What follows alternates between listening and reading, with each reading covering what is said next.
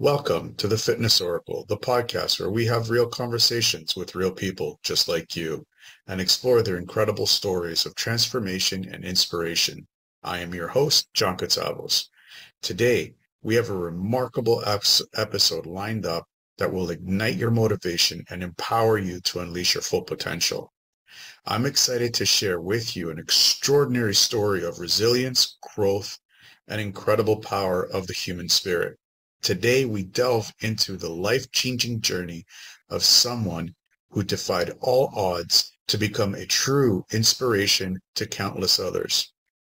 But before we dive in, I want to take a moment to remind you that greatness resides within each and every one of us. It's not just a destination. It is a continuous journey of self-discovery and growth.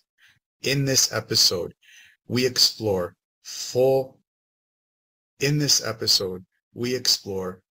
powerful strategies and insights that will help you conquer procrastination, boost your energy levels, and attain a deep sense of peace in your life. We'll uncover the tools and techniques that have enabled individuals to break through their limitations and reach extraordinary heights in both their personal and professional lives. Are you ready to embark on a transformative journey? Join the Fitness Oracle newsletter today and gain exclusive access to a range of exciting perks. As a subscriber, you'll be the first to know about our new episodes, gaining early access before they're released to the public. But that's not all. You'll also receive valuable resources, tips, and personal insights from me to help you on your fitness and wellness journey. Together, we'll uncover the secrets to unlock your full potential, achieve optimal health, and create a life filled with purpose and fulfillment. Join the Fitness Oracle newsletter today and take the first steps towards a happier, healthier you.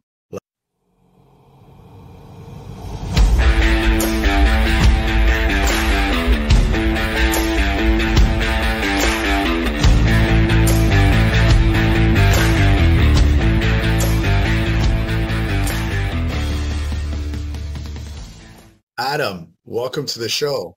Hey, I'm excited to be here. I'm excited to have you on here. So, how's the one-on-one program coming along? I know you got one started up. I just want to know how it's coming. Yeah, it's going good. Clients have been getting pretty crazy results, like making upwards of 500K more additional profits in 1 year. So getting good results and dialing it all out. So it's been fun. That's awesome. That's really awesome. I'm really happy to hear that. I know how hard it is to roll out these things and how hard it is to catch traction. So to hear that it's a success, that right on, brother, right on. Appreciate it. I always ask these two questions before we get into the nit and gritty of the show, and I just wanted to get, what first got you interested in this line of work that you do? Yes, I mean, it really started out of a necessity for survival. And I know that sounds pretty dramatic, but that's just the truth. I mean, most of the people listening probably haven't heard my story, so I guess I'll get into that if you want. I mean, that's kind of how everything started for me. So basically, it all started when I got stabbed in the throat while at a movie theater by a complete stranger with a chef knife. Yep, you guys heard that right. You could probably see the scar right here, at least one of them. But imagine that you're just sitting down watching a movie, the lights dim, your eyes are just glued to the screen, and then all of a sudden, you feel a hard hit to your throat, because that was what happened to me. In fact, my initial reaction was like, this guy hit me hard. So I stood up and I was like, dude, what the hell? Then I felt another punch to my arm and chest. So then I turn around and push him. And as I push him, I feel a cut on my wrist and ear. And instantly, that's when it dawned on me, I got stabbed. Those weren't punches. So I started yelling like, I've been stabbed. I've been stabbed. The lights turn on. I see him running away, him being the person that attacked me. And I take off my shirt and wrap it around my neck. I'm just trying to hold the blood in because that one went halfway through my throat. He got me deep in my arm, like you can probably see it right here. And then the other one punctured my lung. So I'm bleeding out. Take off the shirt, wrap it around my neck. And I'm just holding the blood in. And then my perception of time is distorted, but I'd say about 2 minutes passes, and then these older women come running up. They're like, what should we do? And I tell them, just put pressure on my neck. So they start doing that. Then I hear someone say, should we call 911? And I lose it. As I'm bleeding out on the floor, I yell back to them, yeah, you should call 911. If you don't call them in this situation, when the fuck would you? Like, I was just so angry. I was like, well, this is what 911 is built out for. And so anyways, paramedics come 5-10 minutes later. They start asking me all these questions, like, what's your name? What year is it? Who's president? And I get it. They're making sure I'm conscious, aware of what's going on, staying with them, whatever it is. But I'm just so annoyed. I'm like, can you guys save my life? You guys can get to know me later, take me out on a date, whatever you want. All right. I'll answer all your questions then. But we have a little bit more urgent situation here. And so then they're like, all right, let's get him up on the stretcher. And so they pin me up on the stretcher, and I feel all my wounds worse than the initial stabbing because I don't have the adrenaline in me. And so it was the most excruciating pain ever. I remember they were carrying me down past the stairs or the chairs or whatever it was. And for every step that there was, I felt like I got stabbed in all those places, but even more painful than the initial stabbing. And so I remember just looking at the ceiling and trying not to scream my guts out, just holding on to myself. So we finally get down to the ambulance, and I start thinking okay, paramedics got me. I can start to relax. And as soon as I get that thought, I feel a cold rush through my entire body. And I realized, I was I lost a lot of blood. I could definitely die here. And so I see them come over with the oxygen mask. And I remember thinking, don't fall asleep. You're not supposed to fall asleep in this situation. They put the oxygen mask over my face. I knock out within seconds. So I wake up 7 days later from an induced coma, and I'm as broken as you can get. Living off tubes, if you unplug them, you literally unplugged my life. I lost every ounce of muscle I put on from years of weightlifting. For context, I used to be 6 foot, 8% body fat, 170 pounds. I was pretty jacked. Now I'm 130 pounds, sticks and bone. My legs forgot how to work. And even as I started getting better, it's normal tasks, getting up to go to the bathroom, it felt like running a marathon. It wasn't oh, I need to go to the bathroom. It was dude, I need to get up and go to the bathroom. But the worst part was what happened to me mentally. First of all, my cognitive function was comparable to a 4-year-old. It would not compute basic information. It wasn't firing on all cylinders.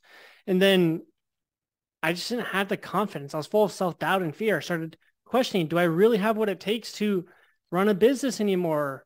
Or are my goals destined to rot away with my ambitions? And so I was at this point where I really had two options: give up, quit on my potential, and I have every right to do so, or I could fight for it. And so I chose that second path. I started studying the secrets of evolution, biology, psychology. You can see all these books right here. I dug into those for freaking years.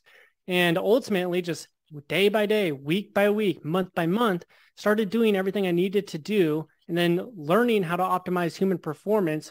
And now I help entrepreneurs and driven men become the most powerful version of themselves, how to have the confidence, the motivation, and the productivity of a 7-figure entrepreneur. So that's ultimately how I got into it. Just the classic go to the movies and get stabbed story. Just the classic one. Oh, wow. That's a crazy story. Thank you for that. That was just amazing. I don't suggest people to go to the movie theater to get stabbed in the throat to have these kinds of experiences, but yeah. I'm glad you're out of it, and I'm glad you're thriving in that situation, coming out like a phoenix out of the fire kind of thing. So yeah, I'm grateful for you for doing that. Have there ever been any moments where you just wanted to say, you know what, screw it, I'm just gonna go get a 9-to-5 job and just live the rest of my life as a mind-numbing zombie? So funny enough, I always known I was going to be an entrepreneur, whether it was in middle school, I literally would go 99-cent store, buy candy and sell it at the school. High school, I'd do the same thing, but buy and sell electronics, make $5K in a summer or something like that. And then college, I started a moving business. I always had this entrepreneur side. But after I graduated, I had actually accepted a sales job in Northern California, which is why I got stabbed. When I was looking for housing because my job was about to start, that's when I got attacked. So moral of the story is never get a 9 to 5 because you're going to get stabbed. But no, so I actually accepted that job, got stabbed, and they were great. They helped me with the recovery process. They even helped to pay some of the medical bills. Just, they were really great with everything, and they held the job for me. And so after I recovered and started getting back to a state where I was like functional again, I started that job and things were going fantastic. Like 2-3 months in, the higher ups loved me. They told me I was on track for promotion in like literally a third of the time that it would normally take. And I was 21, and once I got that promotion, which would have been probably like 4 months, I would have been making anywhere from starting would have been like 150K. And after a few years, probably be like 300K, somewhere in there, in that range. So it was like really promising. I was only working 20, 30 hours a week too. So I was like, best job you could get, essentially. But like eventually after getting to a certain point, like I hated myself when I was in there. Like I'd walk in and I just felt like a shell of a human being. I felt like felt like my soul was being sucked out of me. And I know lots of entrepreneurs tend to have that kind of feeling too. It's like, you just can't work for someone else. I can't do it. Like I don't know what it is. I'm not built for it. And so after 3 months, I was like, I don't care even if I'm on track for this crazy promotion. I'm only working 30 hours, whatever it may be. Like I can't. So I actually called up my brother who's running a marketing business. And so I started working with him and helped him kind of build out that business a little bit. And then eventually I was like, okay, I got to start my own business. Like, so he gave me a lot of the skills that I now have to go start my own business. And then after that, started my business. And like most entrepreneurs, you kind of keep pivoting until something clicks. And then, yeah. That's cool. That's really cool. How would you help somebody to get out of that? Guess you can say, like you said something important there, where you felt like your soul was being drained from the 9 to 5. How do you help somebody identify that that is something that you have to change, and how do you help them find their passion so that they can create that 7-figure mindset? Yeah. So when it comes to finding your passion, what I would say is, first of all, what worked for me and a lot of other students I used to work with when I wasn't working with entrepreneurs, the first thing is look back at your life and find those times where you were excited, where you were full of energy, and it didn't feel like work, whatever it was you were doing. Like you were so into it, because that's what helped me kind of figure it out. Like I didn't know what I wanted to do as an entrepreneur when I first came out. But then I realized, is like every single time like a friend called me and they're like, Adam, like I want to start a business, or I just don't know if I have what it takes, or I'm really tired and I can't be productive in my day because of it. I'm not thinking clearly, can't accomplish much. I just realized like I'd be on the phone helping them for like 90 minutes or 2 hours, and I would be full of energy. I'd walk out feeling refreshed. And that kind of just dawned on me. I was like, okay, well, that's probably a pretty good indicator that I like helping people optimize their performance and help them achieve more. And so that would be the first step, is looking back at your life and look at these experiences. And the second part of that is you're really going to have to spend time in the silence. Disconnect from your thinking mind, let your intuition kick in. Your subconscious mind is much more powerful than your conscious mind. And so if you're using your conscious mind, less of your subconscious mind is being used. So you want to reverse the scale, less thinking, spend time in silence, whether you have to meditate, yoga, go for a walk to clear your mind, whatever it is, but spend time in silence and start reflecting on those moments. And then literally ask your subconscious mind, what am I passionate about? What could I work for the rest of my life and be excited to do it? And through time, you will find an answer. And then the third part to this is take more action. If nothing comes to mind, there's never been anything in your past that has brought you that excitement, that passion when you're working, then go find it. Go take more action. Go see what sticks and what you like and what you don't like. Like, again, it's like, look at all those books back there. They're on so many different subjects. And it's like, there were some that resonated with me. There were some that didn't. There's things I could dig in for weeks on an end, and I'd just be going deeper and deeper. I'm like, well, this is probably an indicator that I'm pretty passionate about that, right? And so I would say asking yourself the right questions, being in silence, reflecting back at your life, and then taking more action. That's really cool. That's really cool. The problem with that is we have a tendency of finding excuses in our lives, and those excuses help force us to put stuff that we're supposed to be doing, put that aside so that we can stay longer in what you so eloquently described, the nothing box. And all us guys, all us men, we love our nothing box. And we have labeled that as procrastination. So how do you help people how do you help people get out of that procrastination? Because it's like that nothing box really comfortable. It really is. There's a few different ways to go about it. And so the first is like, again, I'm kind of going to loop back to this procrastination and tackle what you first brought up when you're talking about excuses. And the thing is, you can either take 100 power and overcome obstacles that come your way, or you can be a victim, complain about something that's in your life, and make excuses for why it can't happen. Oh, I couldn't hit the gym because it was closed. Okay, that's a victim mentality. Now you're not getting the physique you want. You're going to feel terrible about yourself because you didn't hit the gym. If someone takes full responsibility, which you'll see every high performer do, every self-made millionaire, multi-millionaire, billionaires, they all operate with 100% responsibility. Do you think if Mark Cuban told himself he was going to go hit the gym and the gym was closed, that would stop him? No, he'd go find a solution. He'd go do an at-home workout. He would find whatever it takes for him to fulfill what he needs to do because he's 100% responsible. And with this responsibility comes power.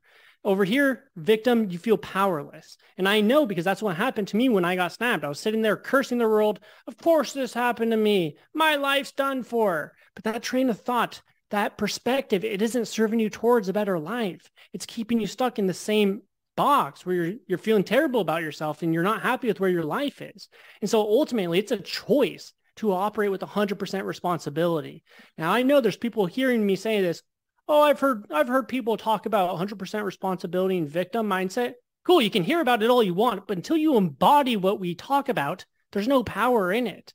You're either 100% responsible all the time or you're not. And that's going to dictate your results. Now, when it comes to procrastination, I mean, there's so many different ways to tackle it. Typically, what we do with our clients is we give them more of a perspective switch that they need. It really opens up their awareness to why they fall into their old patterns and ruts despite declaring they're going to change their actions. You know, like everyone with their New Year's resolutions, we all know how that goes. Data reveals that 95% of people fail to maintain their New Year's resolutions after 3 weeks. And the reason why this happens, again, comes back to your subconscious versus the conscious mind. So 95% of all our actions that you take in your entire day are made with your subconscious mind. I know people are thinking, BS, what are you talking about? This guy's crazy. Get him off your podcast already. So Hold on here. When you woke up this morning, did you think about which hand you're going to use to lift the sheets off your body? Which foot you're going to land on first? Where you're going to step next? No, of course not. They happened automatically and subconsciously. And so when you tell yourself you're going to change your actions and improve your life or be more productive in your business, you're using your conscious mind. But your subconscious mind doesn't want you to change. And your subconscious mind actually sees every habit as a survival mechanism. I can get into that, but that's going to be another tangent. So let me stick with this here. What happens is you get into the brain battle. Conscious mind saying, let's change our actions. Let's hit the gym. Let's eat healthy. Subconscious mind says, nope, let's stay the same. So you get into what I call the brain battle. You make progress for a few days. You're feeling fantastic about yourself until one day you feel tired, lazy, or unmotivated. So you tell yourself, oh, I've been doing a fantastic job. I deserve one day off, only for that one day to turn into another and another till you're back into your old self-sabotaging patterns again. It's because it's almost impossible to overcome how you're hardwired to operate or how your subconscious mind is. So in order to really defeat procrastination, you have to link your subconscious to your conscious mind. And it's only when you do this that when you tell yourself you'll work out or you'll work 7 hours in your business, you do it and you feel excited to do it. So ultimately, that's step one of actually our program is helping people link their two minds. We call it mind linking. And it's only when you do this that you consistently take action or you're extraordinary disciplined or however you want to phrase it, right? You feel excited to take action and do the things you need to do.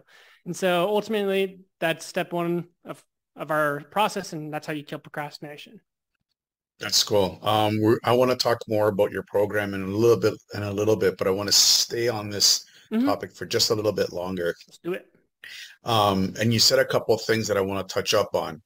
But Hmm. before we um, do you find that people that have ADHD have higher rates of procrastination? And or do you think that the ADHD is more of an excuse for them to procrastinate? Mm. So probably a little bit out of my ballpark, if I'm being honest. I don't think I've worked with too many people that have ADHD. I think only one of our students has probably had it.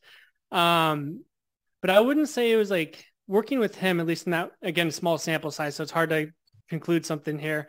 But I would say that it probably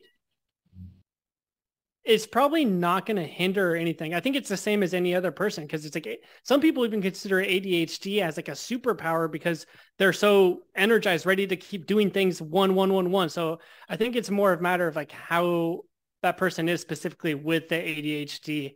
But yeah, so it's tough for me to say because I don't have too many people that I've worked with specifically that have ADHD. Fair enough. Fair enough. There's the one thing that I really wanted to touch up on because you said Mhm. something there, self-made millionaires. To me personally, I think that's a falsehood because nobody can Mhm. become a millionaire by themselves. Mhm.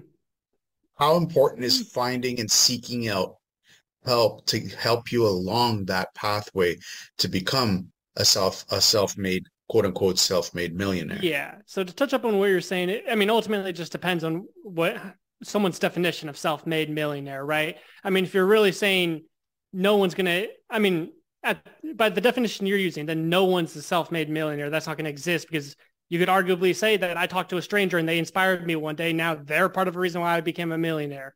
So I mean, it just depends on your definition, right? So when I say self-made millionaire, I'm saying like they weren't handed down the money. That's more of where my train of thought is. They Oh, earned it on their by themselves.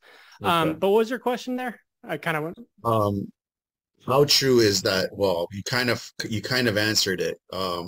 Because well, the whole reason that I have a problem with the whole term self-made millionaire is because people listen to it and they're like, "Oh, I can become a millionaire by myself." Mm-hmm, And once they get into the work, they realize how hard and how tough it mm-hmm. really is, and then they'll just give up. Mm. Okay, I remember what you're getting. So let me take over from here. So yeah, essentially, I think it's extremely crucial to have a mentor, a coach, or someone to supervise you, right? Like, and so to your point, it's like I've had plenty of coaches that have transformed my life completely 180. Like I wouldn't be who I am and achieved what I have without their help. And so I think it's extremely crucial because it's like a shortcut in your life, right? Instead of doing trial and error and trying to figure everything out by yourself, you have someone that's been through that, that's had those experiences that can help you not have those same mistakes or learning lessons, however you want to deem it. And so it's like one of the best things you could do. It's like I've seen it through myself as like who I've become because of my coaches. And then not only that, I've had helped coach people and then I've seen them transform too. And it's like, so it's extremely vital. And it's like, if you can't afford it, try and do it. But then the question is like, you have to find someone that actually knows their shit and has a genuine desire to help you. I think that's one of the most important things about choosing a coach is really their intention, their authenticity, and their sincerity. I mean, we all know this whole coaching space is filled with BS programs that don't deliver results, people that don't really care. They just want your money. And so the trick is really finding someone that has that passion, that excitement, and that really resonates with you. And so I can't emphasize it enough. It's like I will even when I'm a 8-figure entrepreneur, I'll still be paying for coaches. Like there's always going to be someone higher up than me that I can learn from, whether it's in one area or another area. It's like they can help me become a better version of myself, which is definitely going to like the results of that are going to be expansion in all areas of my life, business, relationships, health, happiness, everything. Mhm. Um, you said another thing, another good really talking point there on Mm-hmm, having a coach so that the coach can teach you the mistakes that they made mm-hmm. so you don't make them. How important do you think it is for you to make mistakes during this process? Oh, everyone makes mistakes everywhere, right? And so I don't even like the term. mistakes much, just because the connotation that has on it. But Yeah. I mean, whatever. It's potato at that point. But yeah, I mean, it's really vital. The thing is, you're going to keep repeating the same mistakes in your life time and time again until you learn the lessons. Like, that's why we make these mistakes, is because there's a lesson to learn on it. Like yesterday, for example, it's like, I fucking smoked too much weed out there, and then I got a weed hangover, and I was like, that was a mistake. I can't be as productive today. But then it's like, look, I just learned that I need to limit my weed intake at night so that the next day I don't wake up groggy. You know, it's like, I don't see that as a mistake. It's a learning lesson, because now I'm not going to make that same mistake again. And now I'm going to be more productive consistently. Right. And so oftentimes we repeat these same mistakes, or that we hit the same failures, because we fail to take away the key lesson from that we're supposed to. But it's like, you're always going to have mistakes or failures or whatever it is. It's a matter of how you use those to your advantage, or if you just keep repeating it. I've heard that many times, and it's very tough to find the lesson in the mistake, especially early on while you're in the thick of it. Mm-hmm. How do you help people identify the lesson that I don't like using the word mistake either, but I mean, just for the context of this, what we're talking about, let's just keep it at that. It's more of a life lesson kind of thing. Yeah. But how would you help somebody to identify what the lesson really was? Mm-hmm. And so I'd say the biggest thing is really spending time in silence and having everyday reflection. Like, I have a journal right here. It's like, throughout my day, I jot down things that I did, how I felt about them because of it, and then like the lesson I learned because of it. At the end of every single day, I reflect and see like, okay, what did I not do great at today? What could I do better the next day? And again, just kind of reflecting on the day allows me to find the lessons. I start to discover what happened and the common mistakes I keep making. And so I'd say it's a lot of reflection time, spending time in silence, and just moving at a slower pace in life. You know, everyone's always on their phones, checking Instagram because they have 30 seconds. They can't sit in a chair for 30 seconds. Their mind needs to be addicted to something. They can't go on a walk without a podcast. It's like, I get it. It's like, consuming knowledge is good, but at the same time, an overconsumption leads to a lot of issues, anxiety, unable to control your mind. That's going to go into sleep issues. You're not going to be able to fall asleep, stay asleep, because your dreams are very active, or whatever it may be. And so ultimately I say it's spending time in silence and just reflecting. And again, I use a journal for this process. It's really cool. I totally understand where you're coming with this, because being in silence is one of the things that I love. Like, I'll run, no music. I'll walk, no music, no podcasts. Only when I work out, I'll listen to a podcast. But I hate listening to music. It's just drives me nuts. Some of the new stuff, even the old stuff, like listening back, it's just nasty. Yeah, it's nice once you get used to spending time in silence. At first, it sucks. Like, I've been there myself. I used to be a hardcore gamer. I could freaking game for 7 hours all day and be happy. But so I know it's tough. But once you like reap some of the benefits of it, and you realize how much happier you are. I mean, all it takes is observation. But yeah, then it becomes easier.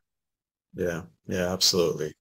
How do you help, other than being in silence, how do you help people boost their energy levels? Because naturally, not with external stimulants. Yeah, gotcha. Stimulants.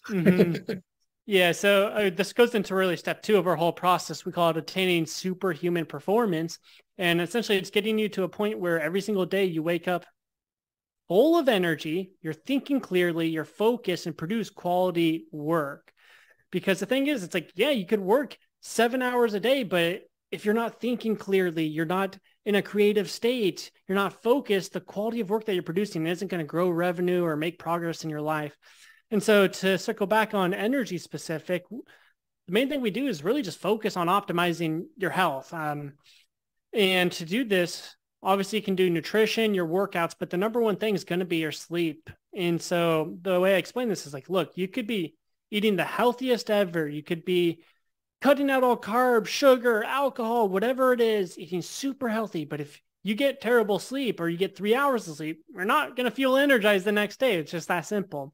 And so main thing is focus on dialing in your sleep and your circadian rhythm.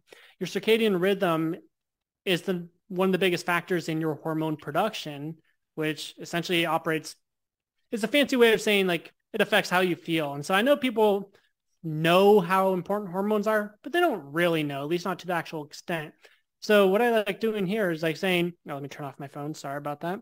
But what I say is like, look at people who take steroids. They often get roid rage, or the smallest thing, it takes them off like a bomb, and they're not in control of their emotions. That's because they have a surplus of testosterone and their hormones aren't balanced.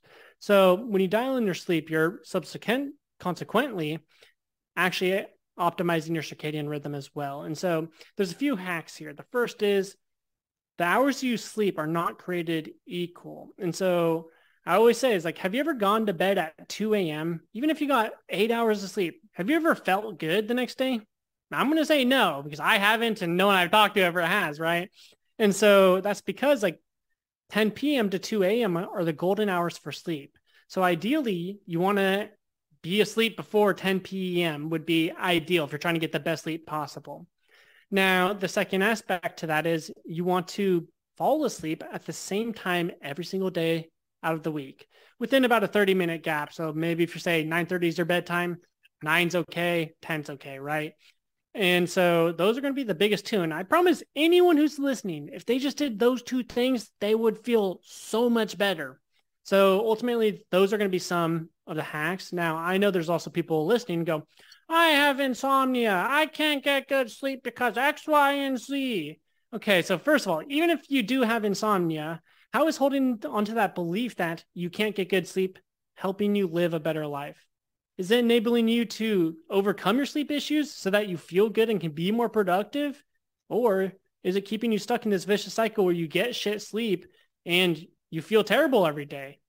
So even if you do have insomnia, why do you operate from that place? Again, it's that victim mentality versus 100% responsibility we were talking about earlier.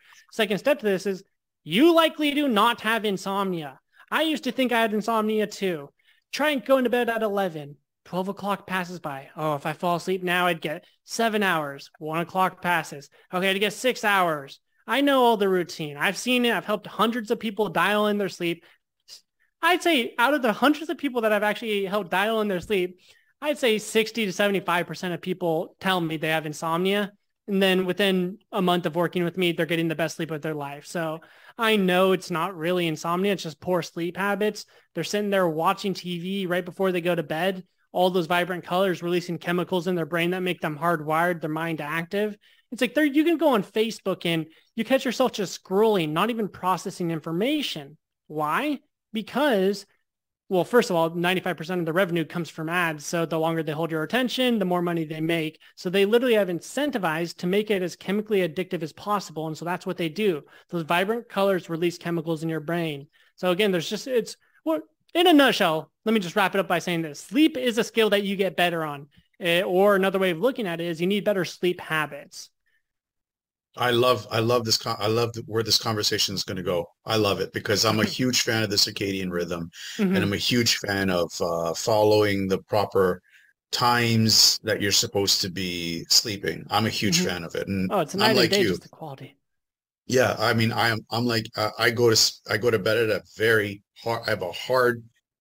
I have a hard shut off where I go to bed, and I have a hard wake up every single day. Today's Sunday that we're recording it. Yesterday I was in bed at a specific time and I woke up at a specific time. Nice. And my whole life has changed because of it.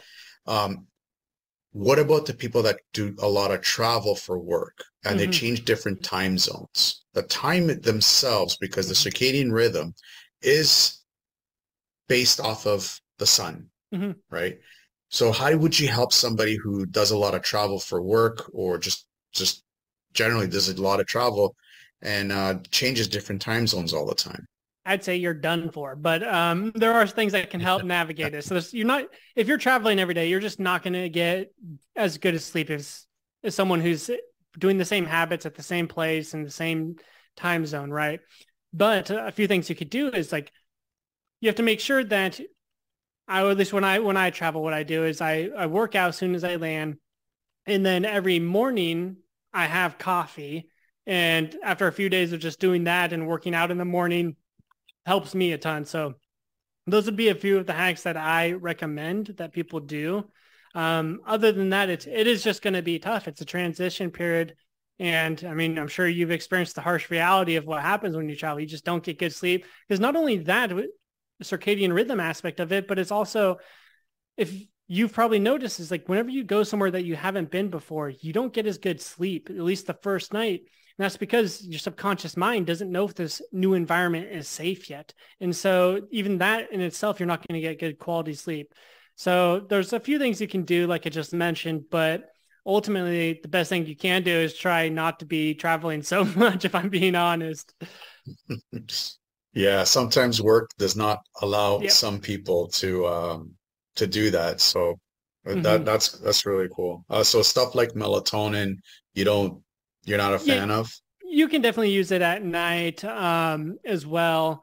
But the main things I like doing are the workouts, the caffeine timing, and there's one more that I usually do, but of course I'm blanking on it when this comes up.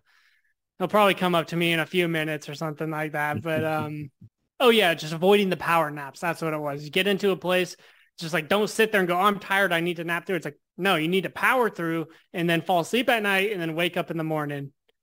Yeah. I know that. I mean, I went to Thailand. No, I went to Vietnam, and that was interesting because when I was supposed to be sleeping, the sun was out.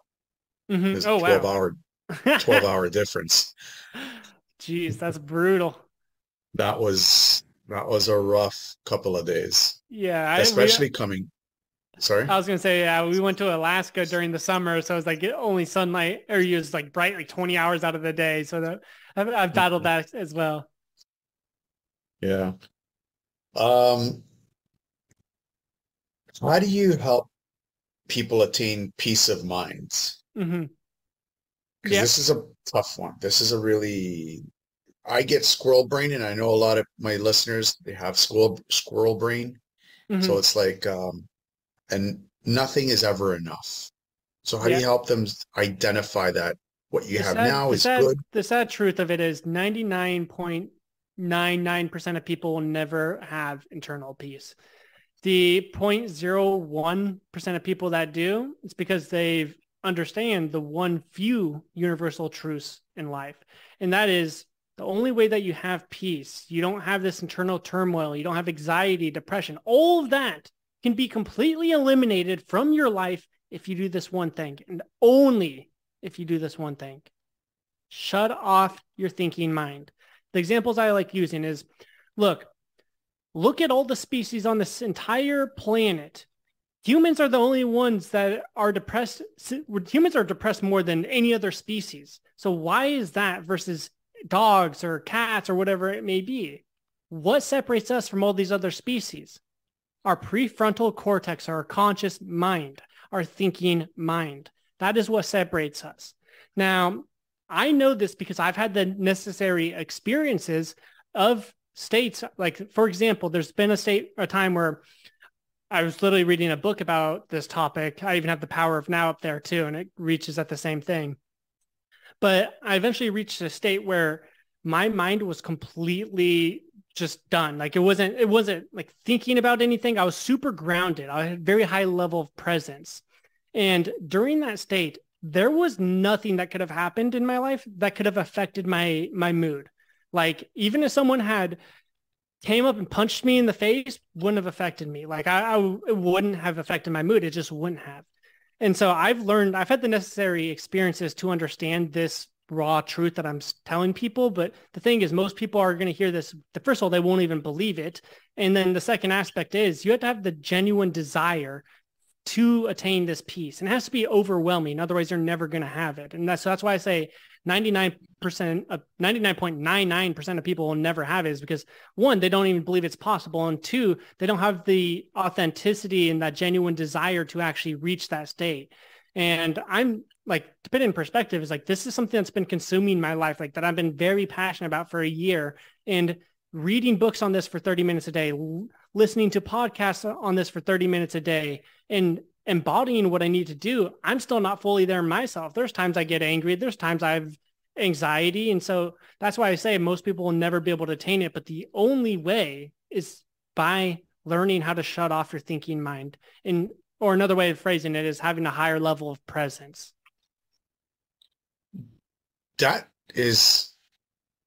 That's tough for a lot of people. Mm-hmm. And especially for men, because as men, we're supposed to only have two emotions, anger and love. That's it. Mm. So when we're introduced to something as, understanding that, it's okay to have the other emotions as well, it's a tough pill to swallow because we're not really trained that way. Mm-hmm. Deep down in our core. Now I can speak for my own personal story, Mm-hmm. where not being able to share my emotions with my family Mm-hmm. led me to just anger. Mm-hmm.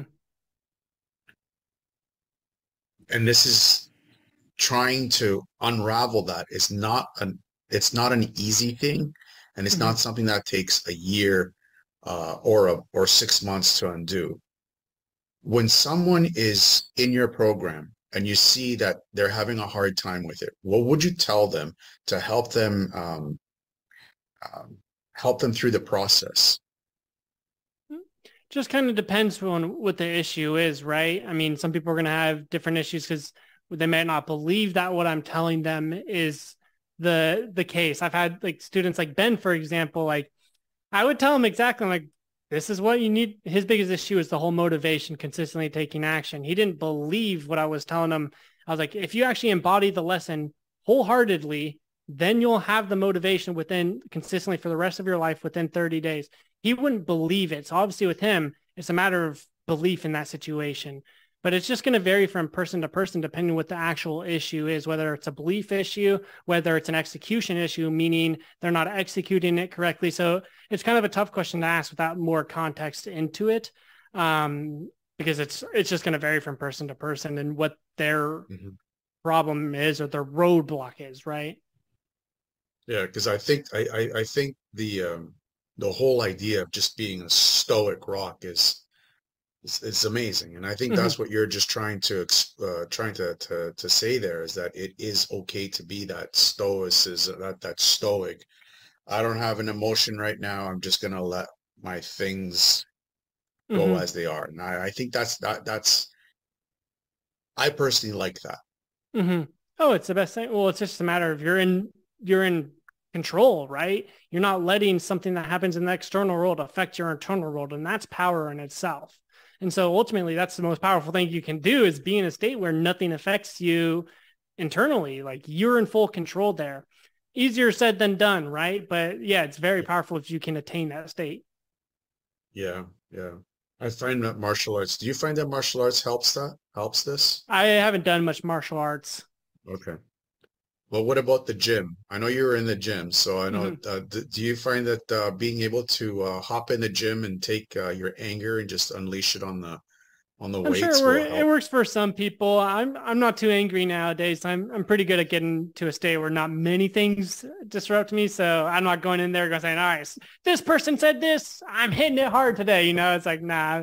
But yeah, obviously like anger releases stress in general and makes you feel better. So just doing things like that, staying active definitely helps. That's awesome. I'm not there yet. There's a lot of anger still there. So the gym helps me. Yeah, yeah, it works for me. So we covered two of the steps. How many more steps do you have in your process? If Pretty you much don't just mind one. giving us like a overview of. Exactly. So the first step, again, linking your two minds together so that you have discipline or you're consistently motivated.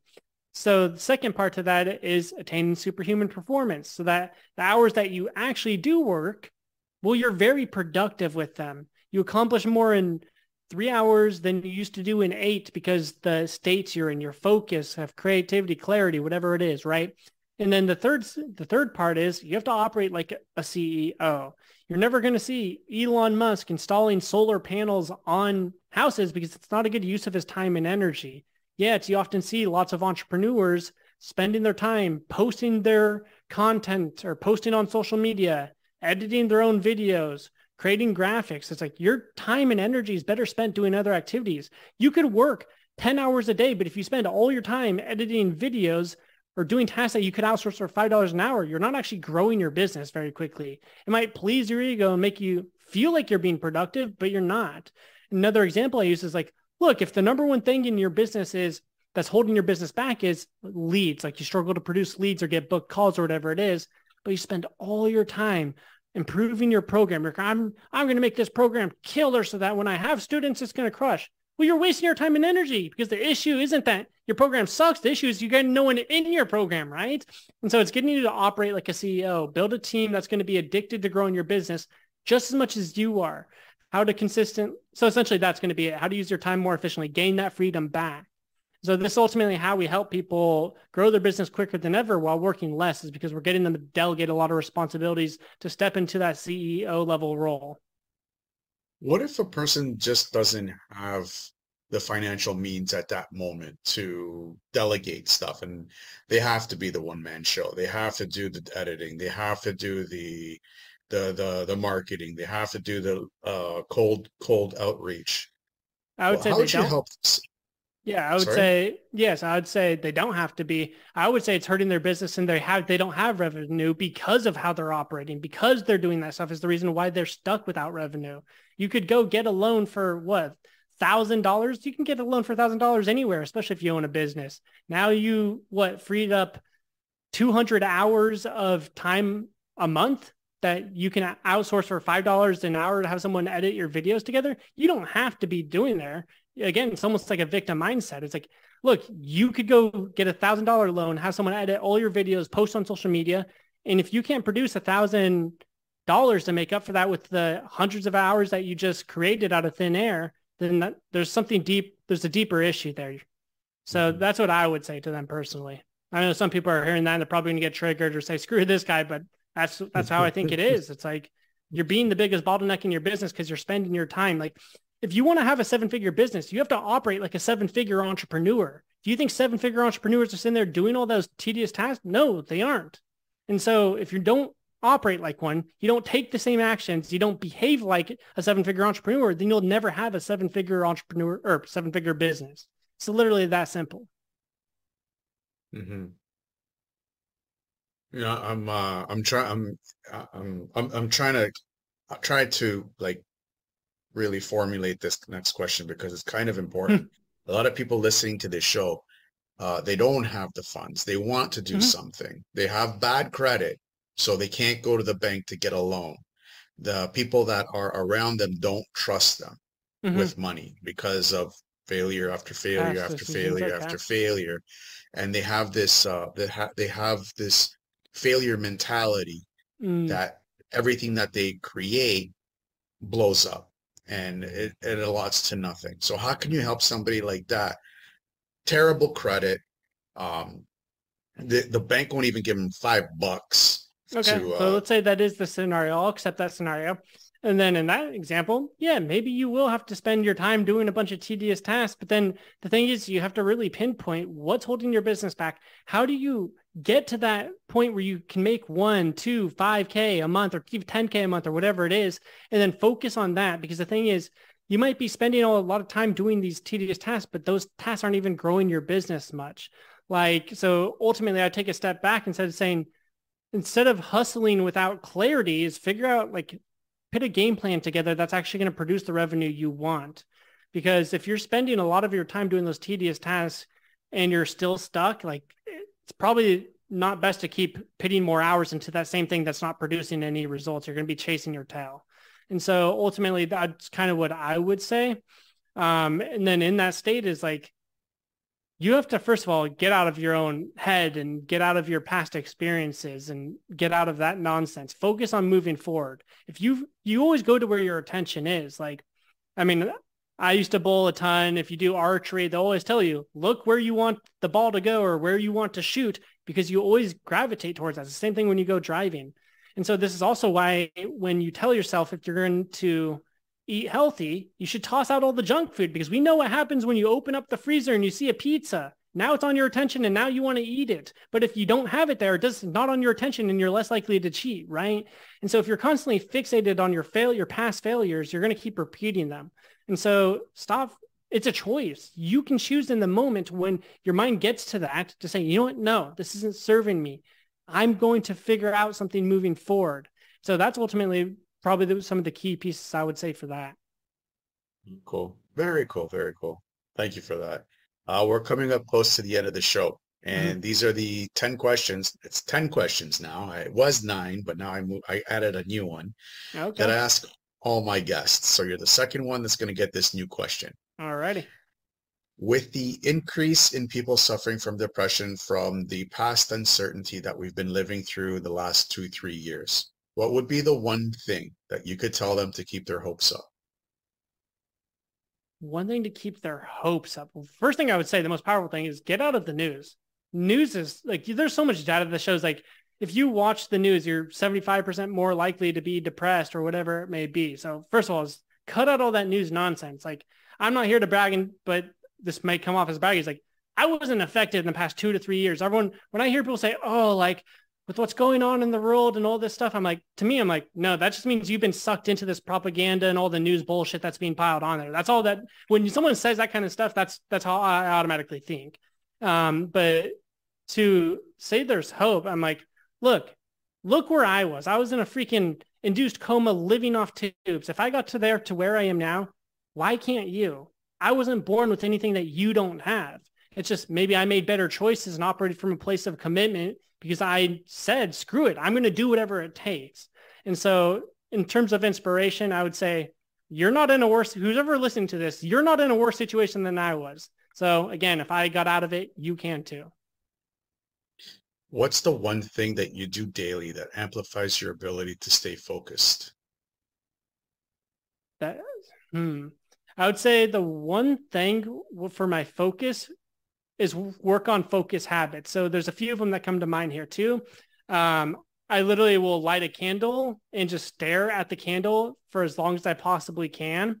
And then also try and fuel the flame. As I see the flame shift to left and right, I try and fuel the flame. It sounds weird.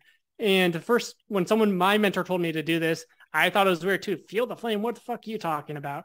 But after doing this for like days, weeks, I started to have better focus. And like, it's funny because I'll be staring at the candle and I'll see my phone go off, but I don't let my attention shift to my phone. I know I got a text message, but I keep my attention focused on there. So that's one thing you can do.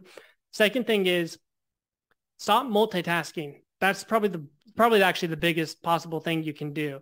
You multitask, your focus is done for. Your mind's you're gonna have anxiety and being super overactive mind. Very cool. If you could pick up the phone right now and call yourself at 20 years old, what would you tell yourself? Don't go to the movie theater on June 29th. No, I'm kidding. Let's see. Honestly, I think everything happens for a reason. So, I mean, if that didn't happen, who knows if I'd be doing what I am now. But I guess the one thing I would do is tell myself to learn better money habits. I didn't have a good example of that growing up. So even when I started to get money, started to spend it really poorly, make bad decisions that way. Looking back, would you change anything? I don't think so, because again, I really think everything happens for a reason. So I wouldn't change anything. Cool. Now for the new question. What's more important to a man, his word or his purpose? Word, because if he's not careful with his word, he'll never be able to step into his purpose at the full potential. Love it. What scares you? Being in my deathbed, looking back at my life with regret. Where do you see Superhuman CEO in the next 5 years? 8-figure business, me working 20 hours a week, clients getting insane transformations. They're already getting that, but. Very cool. How about you personally? Where do you see yourself personally in the next 5 years? Married, 1 to 2 children, house that overviews the city, great view, And yeah, that's pretty much it. Definitely in terms of spirituality, want to be at a place where not even the slightest thought comes up in my mind, aka my mind's totally eradicated, which is going to lead me to having more peace. But yeah. Very cool. Where can people find more about you? Yeah, it's two ways. You can go to superhumanceo.com, or you can follow me on Instagram or message me there. It's Adam Lucero, Lucero, then the number 1. So Adam Lucero 1. And we will add all the links in the show notes for people to have easy access to you and your content. Sounds good. Any final thoughts? I would just say, if you're listening to this podcast, focus on your habits. Thing is, you create your habits, then your habits create your life. 95% of your actions are based through your subconscious mind. Your subconscious mind operates through habits. Very cool. Adam, thank you so much for coming on the show. Mm-hmm. Your story was amazing. The last couple of guests I've had, they've had like mind-blowing experiences, but yours, I think, is like right up there, close to, if not number 1. I mean, being stabbed in the throat, stabbed in the shoulder, stabbed in the chest. I mean, it's going to be tough to beat that one, except for the one that died, except for the guest that actually died and came back. I mean, you're right up there with nuts. That's crazy.